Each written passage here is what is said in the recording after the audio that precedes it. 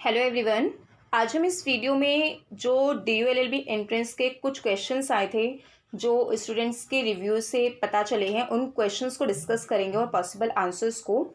तो इसके साथ यहाँ पे हम इस वीडियो में एक चीज़ और डिस्कस करेंगे, वो ये है कि कट ऑफ। जैसे कि कट ऑफ जो आपकी 2021 में आई थी, 2021 के एग्ज़ाम लेवल के अकॉर्डिंग, और जो 2022 में किस तरह से हो सकती है, इसके रिगार्डिंग बात करेंगे। तो पहले कुछ क्वेश्चंस के रिगार्डिंग बात कर लेते हैं। तो उससे पहले यहाँ पे देखिए, सबसे पहले हम बात करते हैं लीगल पोर्शन। तो ओवरऑल जो एग्ज़ाम था, जैसे कि मैं पहले भी कह चुकी हूँ कि एग्ज़ाम का लेवल और आपके प्रिपरेशन का लेवल, ये सबके अकॉर्डिंग जो है वो पेपर को मॉडरेट और ईजी बनाता है। जैसे काफ़ी स्टूडेंट्स जिनकी तैयारी काफ़ी अच्छी थी तो उनके लिए पेपर इजी था, और बाकी मॉडरेट टू डिफ़िकल्ट तो मैंने कम सुना है। तो बाकी अब जो है लीगल पोर्शन, इसकी जैसे अगर हम बात करें लीगल और यहाँ पे करंट अफेयर्स जो है, तो इसमें काफ़ी अच्छे क्वेश्चन और इजी थे। और यहाँ पे जैसे कि कॉन्ट्रैक्ट है, कॉन्ट्रैक्ट में से आपके जैसे वेजरिंग एग्रीमेंट्स हो गए, और आपका क्विड, ये जो लीगल मैक्सिम है क्विड प्रो क्यो, इसके अकॉर्डिंग। तो यहाँ पे ये क्वेश्चंस थोड़े सिंपल थे। और इसके अलावा यहाँ पे जैसे कि आपके मुस्लिम मैरिज पे आया था, मुस्लिम मैरिज का क्वेश्चन काफ़ी सिंपल था कि मुस्लिम मैरिज क्या होती है। मुस्लिम मैरिज एक कॉन्ट्रैक्ट होती है, ये क्वेश्चन काफ़ी सिंपल था। और यहाँ पे इसके साथ जैसे कि अगर हम इसमें कॉन्स्टिट्यूशन को भी इसमें मैं इंक्लूड करी हूँ, तो कॉन्स्टिट्यूशन में भी आर्टिकल 16, आर्टिकल 15, जो आपके रेट है आर्टिकल 32, इससे काफ़ी मतलब इजी क्वेश्चन आए थे। और आपके आर्टिकल 32 से तो 3-4 क्वेश्चंस आए थे। तो ये इसके अलावा जो आपका जैसे कि कॉन्ट्रैक्ट है, इस डॉक्ट्रिन ऑफ फ्रस्ट्रेशन, इसके रिगार्डिंग जो कुछ क्वेश्चंस थे वो काफ़ी इजी थे। और इसमें अगर हम टॉर्ट का पार्ट देखें तो जैसे कि ये काफ़ी वीडियोस में भी हम डिस्कस कर चुके हैं कि टॉर्ट में जो रेमेडीज़ होती हैं वो किस तरह से होती हैं, और कॉन्ट्रैक्ट में तो रेमेडीज़ जो हैं वो लिक्विडेटेड होती हैं। बट आप अगर हम टॉर्ट की बात करें तो टॉर्ट में अनलिक्विडेटेड डैमेजेस होती हैं। तो टॉर्ट में जो क्वेश्चन थे उनका ऐसा था कि अगर आपके कॉन्सेप्ट क्लियर हैं तो आपके लिए उन्हें टैकल करना डिफ़िकल्ट नहीं था, ईजी था। तो जो पिजन होल की थ्योरी के रिगार्डिंग क्वेश्चन था, तो वो सैल्मन से रिलेटेड है, सैल्मन से क्वेश्चन आए थे। और इसमें एक एविडेंस का क्वेश्चन आया था कि एविडेंस जो एक्ट है, जैसे कि लॉर्ड मैकॉले ने IPC बनाया था, तो एविडेंस एक्ट जो है वो किसने बनाया था, तो एविडेंस एक्ट से रिलेटेड है यहाँ पे हमारे इस जेम्स स्टीफन। तो ये था। तो कुछ क्वेश्चंस ऐसे आपको लग सकते हैं थे जो आउट ऑफ आपको लगा हो सिलेबस हैं। तो हालांकि जैसे कि मैंने पहले भी कई बार वीडियोस में ये बताया है कि DU LLB का जो सिलेबस है वो क्लैट वगैरह की तरह एक सर्टेन नहीं है कि इस पोर्शन से इतने क्वेश्चन आएंगे, इस पोर्शन से इतने आएंगे, ऐसा नहीं है। तो यहाँ पे आपको जितना भी जो टॉपिक्स बताए गए हैं तो उन टॉपिक्स को आपको कंप्लीट प्रिपेयर करना होता है। तो उसी तरह से यहाँ पे जो क्वेश्चंस थे तो उनका लेवल इतना ज़्यादा डिफ़िकल्ट नहीं था। कुछ बेसिक स्ट्रक्चर्स पे क्वेश्चन थे और कुछ फंडामेंटल राइट पे इस तरह से क्वेश्चन थे कि एक क्वेश्चन था राइट टू स्लीप पे था आई थिंक। तो राइट टू स्लीप जो है वो आपका फंडामेंटल राइट है, इसके रिगार्डिंग था। तो इसके पीछे का बैकग्राउंड बाबा रामदेव से रिलेटेड है, उनको से सोते हुए उठाया गया था, फिर उनको अरेस्ट किया गया था। तो इतना सब जानना ज़रूरी नहीं है। तो वो जब आपकी पूरी आंसर की आ जाएगी और जब आप हमें पूरा क्वेश्चन पेपर मिल जाएगा तो उसके बेसिस पे हम उसको डिस्कस करेंगे। तो राइट टू स्लीप आपको डेफिनेटली फंडामेंटल राइट था।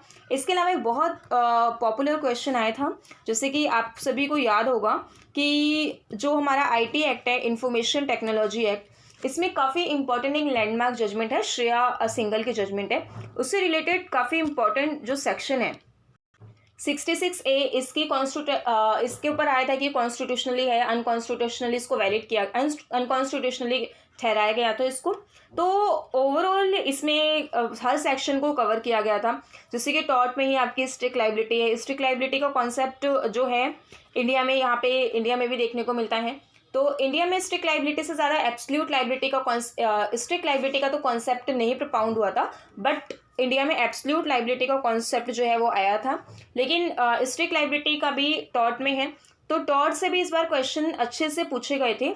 आई मीन लेवल तो है, आपके तैयारी पर है। अगर आपने उनको बहुत अच्छे से किया था तो आपके लिए डिफ़िकल्टी नहीं होगी। जिससे हमारी क्लासेस भी आई थी, हमने सब्जेक्ट के अकॉर्डिंग कुछ क्लासेस जो दी थी, तो उसमें भी मैंने टॉट कॉन्ट्रैक्ट जो है इनको ख़त्म करवाया था, तो उसमें हमने इनको डिस्कस किया था। इसके अलावा कुछ क्वेश्चंस अडल्ट्री से रिलेटेड थे, डिफेमेशन था, तो इसके और 377 जो है, और इसमें आपके पैसेज था। पैसेज के क्वेश्चन शायद 3-4 ही थे।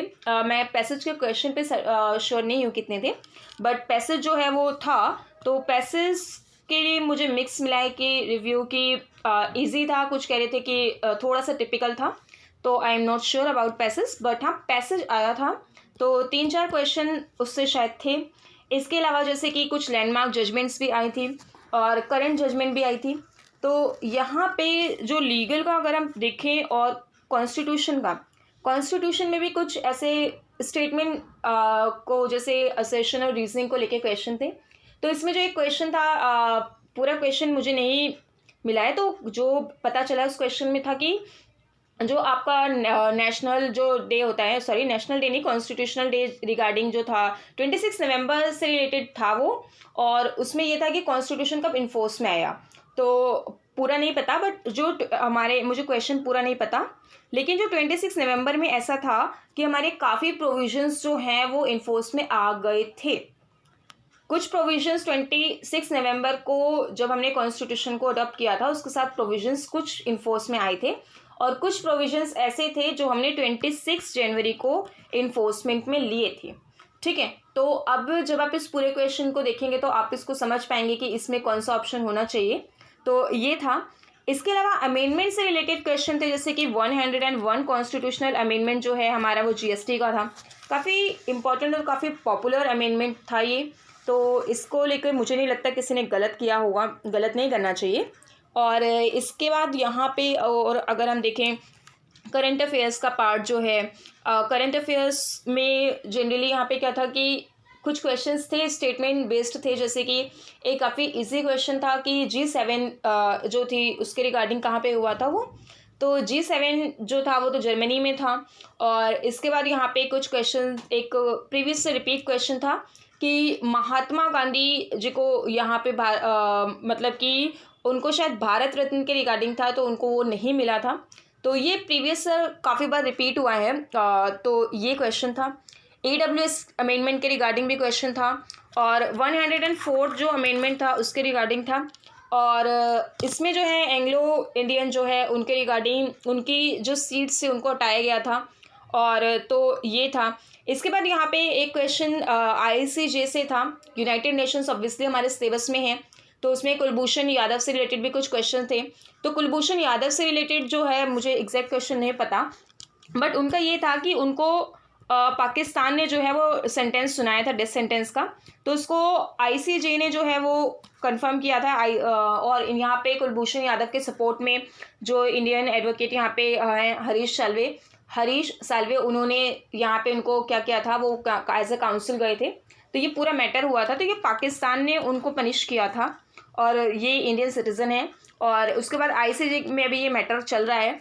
तो ये सारा था। और एक क्वेश्चन ICJ के जजेस पे था। अगर आप देखेंगे ICJ के जो जजेस हैं वो उनके नंबर 15 है। तो इंटरनेशनल कोर्ट ऑफ जस्टिस में जो यूनाइटेड हमारा UN है, UN में यहाँ पे हमारे जो हैं यूनाइटेड नेशन सिक्योरिटी काउंसिल में हमारे 15 मेंबर्स हैं। तो उसमें से 5 जो हैं वो परमानेंट हैं और 10 जो हैं वो नॉन परमानेंट मेंबर्स हैं। तो जो सभी इसमें मेंबर्स होते हैं जो यूनाइटेड नेशंस के मेंबर्स होते हैं, यूनाइटेड नेशंस के, I am not talking about security council, तो यूनाइटेड नेशंस के जो मेंबर्स होते हैं वो ऑटोमेटिकली आपके इंटरनेशनल कोर्ट ऑफ जस्टिस के मेंबर बन जाते हैं।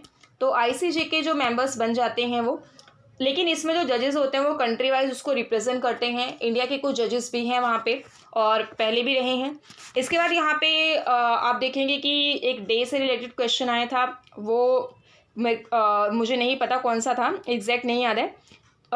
तो इसके बाद यहाँ पे आपको जो था करंट अफेयर्स के क्वेश्चंस जैसे हैं, करंट अफेयर्स के क्वेश्चंस ये आपकी तैयारी के ऊपर हैं। अगेन मैं यही कहूँगी, क्योंकि जिसने करंट अफेयर्स अच्छे से तैयार किया होगा या थोड़ा बहुत ध्यान से तैयार किया होगा तो उसके काफ़ी क्वेश्चंस इजीली उसने टैकल कर लिए होंगे।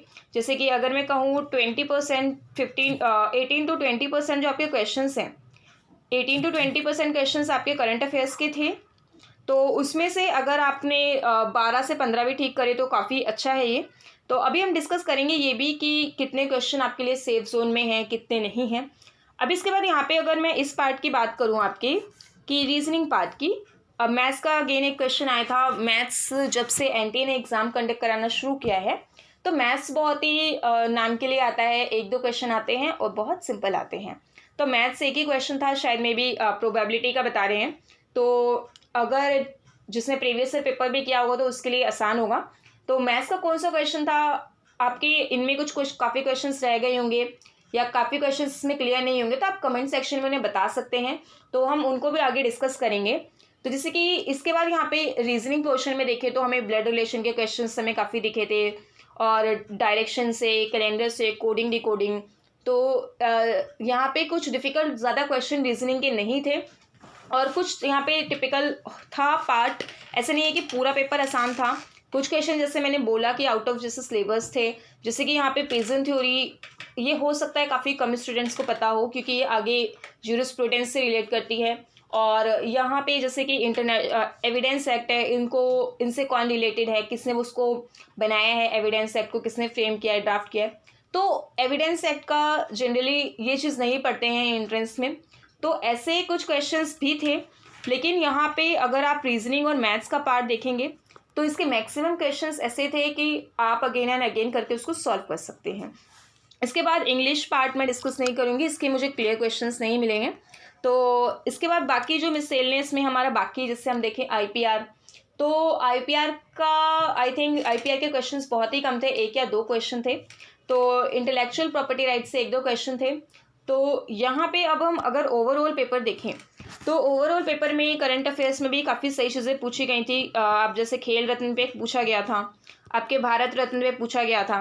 तो इसके बाद आपका एक क्वेश्चन जो था वो रशिया और यूक्रेन के वॉर से रिलेटेड था कि वो आई थिंक कब स्टार्ट हुआ था, उसकी डेट के रिगार्डिंग था। तो ये ओवरऑल अगर हम देखें तो कुछ क्वेश्चंस टिपिकल थे, काफ़ी हद तक क्वेश्चंस जो थे वो मॉडरेट थे कि अगर आपकी तैयारी नॉर्मल भी है तो आप उन्हें अच्छे से समझ के उन्हें टैकल कर सकते हैं। तो यहाँ पे अब देखिए, अब हम बात करते हैं कुछ करंट अफेयर्स की, सॉरी करंट अफेयर्स नहीं, यहाँ पे मैं कुछ कट ऑफ की बात करूँगी। सबसे पहले तो ये जो कट ऑफ मैंने यहाँ लिखी है जो आपको विजिबल है, ठीक है, ये कट ऑफ मैंने लिखी है 2021 की। अब देखिए, सबसे पहली चीज़ तो आप इस चीज़ को समझिए कि आपका जो पेपर है अगर वो हार्ड होता है, ठीक है, अगर पेपर हार्ड होता है तो ऐसा होता है कि आपकी कट ऑफ थोड़ी सी नीचे जाती है, क्योंकि ऑब्वियसली अगर पेपर डिफ़िकल्ट होता है तो बच्चे कम स्कोर कर पाते हैं और कट ऑफ थोड़ी सी गिर जाती है।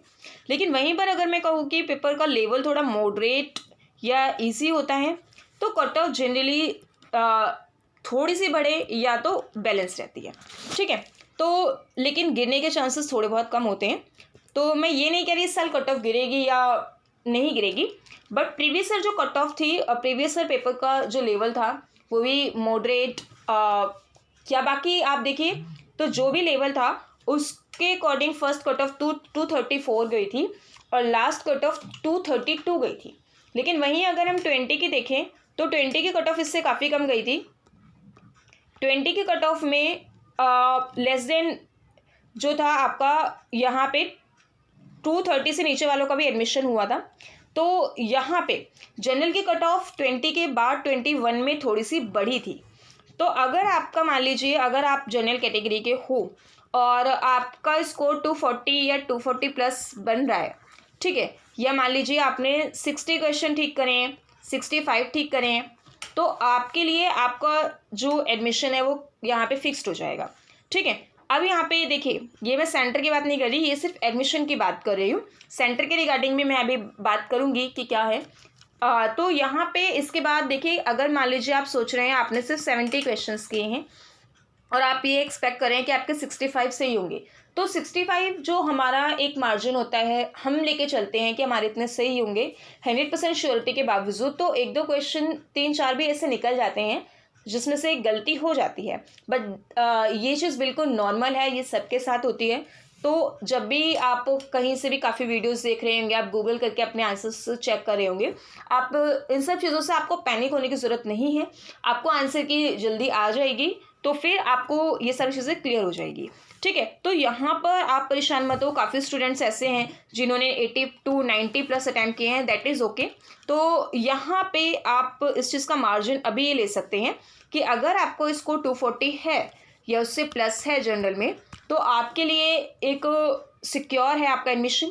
ओबीसी की कट ऑफ 200 अराउंड गई थी और लास्ट कट ऑफ यहाँ पे मैंने लिखी है 185, तो 185 यहाँ पे गई थी, ये ओबीसी की थी। तो ओबीसी में आप ये भी मान लो कि अगर आपके 55 क्वेश्चंस पे ठीक है, 55 में मैक्सिमम लेके चल रही हूँ, कट ऑफ ऑब्वियसली इससे 55 से थोड़े कम क्वेश्चन पर जाएगी, तो ओबीसी की 200 गई थी, तो इस साल थोड़ी सी अगर उसके आसपास भी रहती है और अगर आपकी 55 क्वेश्चंस पे ठीक है, तो आपके लिए आपका एडमिशन हो सकता है, सिक्योर हो जाएगा। और मे बी आपने उससे ज़्यादा ही किए होंगे, जहाँ तक मुझे लग रहा है इतने कम तो कोई नहीं अटैम्प्ट कर रहा।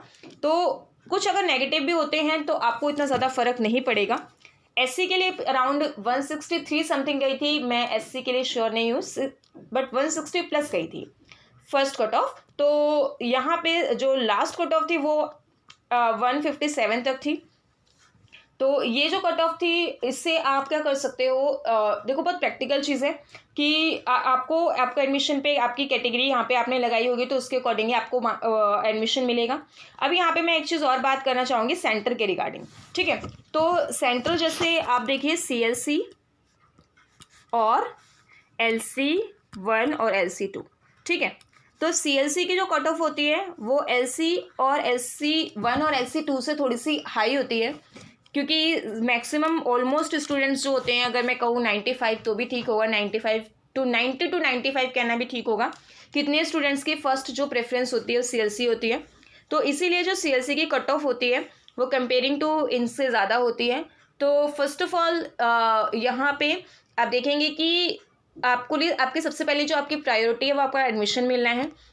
फिर आपको कोई सा भी सेंटर मिले, आपको आपकी फ़र्स्ट प्रेफरेंस मिल जाए, वो ज़्यादा अच्छा है। अगर चाहे वो जो भी हो, और सेकेंड हो तो इससे कोई फ़र्क नहीं पड़ता, क्योंकि ये तीनों ही लो फैकल्टी के सेंटर हैं।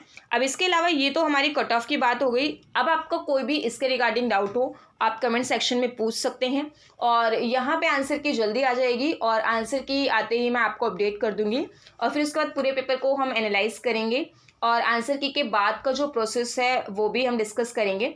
तो जैसे कि आप देख सकते हैं कि अब कोविड जैसा सीन तो नहीं है, तो कोविड जैसा सीन नहीं है, तो आपकी जो कट ऑफ आपको जो एडमिशन होगा इस साल, बहुत अच्छी बात है, ऑफलाइन होगा आपका एडमिशन, तो आप विजिट कर पाओगे सेंटर में, बहुत अच्छा लगेगा। सो जिन स्टूडेंट्स का श्योर है आपको कि अभी आपका हो जाएगा, उनको भी बहुत कॉन्ग्रेचुलेशंस। बाकी जो थोड़े डिलेमा में हैं, जिनको सर्टेन नहीं है, डोंट वरी, आप चिंता मत कीजिए, आंसर की आएगी, सब कुछ क्लियर हो जाएगा और जो भी होगा वो अच्छा ही होगा। डोंट वरी, आप नेगेटिव में मत जाइए। और अगर देखिए अभी ऐसा होगा कि आप मान लो आपने जितने क्वेश्चंस किए, ठीक है, उसमें से आप सर्च कर रहे हो, तो आपको अगर एक दो क्वेश्चन आपको लग जाएगा कि आपको गलत हो गया, तो आपको इसको लेके परेशान नहीं होना, क्योंकि आपने इनफ अटेम्प्ट किए हैं। और ऐसा होता है हम लोगों के साथ कि अगर हमें एक दो नेगेटिव मिल जाते हैं तो हम उसको लेके परेशान हो जाते हैं, तो ऐसा मत करना। ये आंसर की तक आप वेट करो, और अगर आपको ये सब चीज़ें डिस्ट्रैक्ट कर रही हैं तो आप इन सब चीज़ों से दूर रहो। तो आपको अगर ये चीज़ें परेशान करें तो आप अपने सही आंसर गूगल करना बंद कर दो। बाकी all the best, thank you.